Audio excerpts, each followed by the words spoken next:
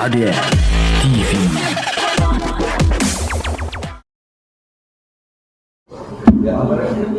Saudara sekalian, tadi kami melakukan pertemuan dengan Gubernur Jawa Barat beserta Kabinda Jawa Barat beserta pejabat-pejabat dari Polri, dari BIN, kemudian dari BNPT, dari Kementerian Agama, dan tentu dari kami sendiri. Nah, kami mendengar laporan dari lapangan dari Bapak Gubernur Jawa Barat, lalu kami diskusikan sebentar, kemudian kami menyepakati beberapa langkah yang akan diambil. Untuk itu laporan dari Jawa Barat dulu supaya didengar kalau sebagai pengantar. Silakan Pak. Terima kasih Pak Menko, rekan-rekan media. Hari ini saya hadir memenuhi undangan Pak Menko Polhukam terkait situasi Al Zaitun yang tentu menjadi perhatian publik di nasional. Pada dasarnya kami melaporkan progres dari tim investigasi yang kami bentuk sebagai gubernur yang melakukan investigasi dua arah, melakukan wawancara langsung kepada yang bersangkutan dan tim dari Al Zaitun, dan juga melakukan penggalian data lapangan terkait apa-apa yang menyertai permasalahan ini.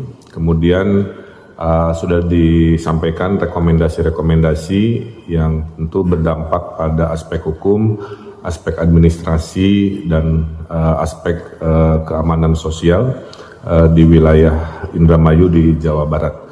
Nah, dengan selesainya penyampaian laporan, insya Allah dari Pak Menko akan menindaklanjuti dalam waktu yang tidak terlalu lama untuk memfollow up rekomendasi dari tim lapangan di Jawa Barat. Insya Allah arahnya sesuai dengan harapan masyarakat, tapi tentu dengan kehati-hatian karena menyangkut aspek hukum, administrasi, dan juga sumber daya manusia, anak-anak bangsa yang sedang belajar di sana yang tentunya harus kita pikirkan solusi-solusi yang terbaik terhadap situasi ini. Jadi intinya saya datang ke sini melapor, laporannya sudah diterima. Setelahnya Pak Menko akan menindaklanjuti dalam waktu yang tidak terlalu lama. Saya kira itu, terima kasih. Itulah laporan dari Bapak Ridwan Kamil, Kang Emil, tentang apa yang sudah diinvestigasi, dipelajari dan didalami di lapangan, lalu dilaporkan kepada kami tadi. Akan ada 3 langkah. Pertama, semua laporan baik yang masuk langsung ke Kemenko Polhukam maupun yang disimpulkan oleh timnya Kang Emil di Jawa Barat, ada dugaan kuat telah terjadinya 3 masalah. Pertama, terjadinya tindak pidana. Ya, ada beberapa hal tindak pidana. Laporan masuk ke Menko Polhukam dan kesimpulan-kesimpulan dari berbagai penelitian nanti akan, dan juga ada laporan resmi yang akan disampaikan ke Polri. Nah, Polri akan menangani tindak pidananya. Pasal-pasal apa? Pasal-pasal apa yang nanti akan menjadi dasar untuk melanjutkan proses pidana nanti akan diumumkan pada waktunya. Tapi Polri akan mengambil tindakan karena dari semua pintu yang masuk laporan pelanggaran pidananya, dugaannya sudah sangat jelas dan unsur-unsurnya sudah diidentifikasi. Tinggal diklarifikasi nanti di dalam pemanggilan atau pemeriksaan. Kemudian yang kedua, tindakan yang kedua adalah pemberian sanksi penataan administrasi kepada pondok pesantren, kepada YPI, Yayasan Pendidikan Islam, yang mempunyai kaki pesantren dan kaki lembaga pendidikan secara berjenjang sampai tingkat perguruan tinggi. Nah, ini akan dilakukan tindakan hukum administrasi. Kalau yang pertama tadi tindakan hukum pidana, yang kedua ini tindakan hukum administrasi terhadap yayasan pendidikan Islam yang mengelola pesantren Al-Zaitun dan sekolah-sekolah madrasah yang dikelola oleh Kementerian Agama. Nah, tindakan administrasi ini dengan tetap menekankan pada pentingnya memberi perlindungan terhadap hak para santri dan murid yang belajar di sana. Seumpama dilakukan tindakan hukum, kita akan menyiapkan dulu langkah-langkah agar mereka yang mempunyai hak konstitusional untuk belajar itu tetap berjalan, tetapi pembenahan dan penataan serta pelurusan secara hukum atas penyelenggaraan YPI itu akan kita segera lakukan, ya, tindakan hukum administrasinya. Pidananya akan segera diproses. Kemudian tindakan yang ketiga ini menjadi tugas lagi Kang Emil sebagai gubernur bersama Kabinda, Polda, Kesbang,